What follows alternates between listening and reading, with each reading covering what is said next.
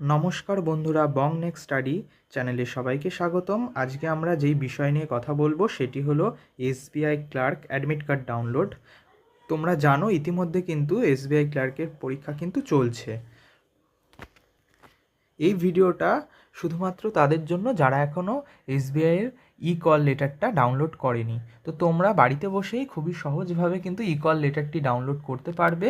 তার জন্য তোমাদের অফিসিয়াল যে ওয়েবসাইট এসবিআইয়ের সেখানে আসতে হবে। আসার পরে তোমরা দেখতে পাচ্ছ এখানে রিকোয়ারমেন্ট ফর জুনিয়র অ্যাসোসিয়েট, এটা কিন্তু ডাউনলোড চলছে অলরেডি। এই দেখো এখানে নিউ অপশানে যদি তোমরা ক্লিক করো, ক্লিক করার সাথে সাথে তোমাদের এরকম একটা পেজ কিন্তু ওপেন হয়ে যাবে।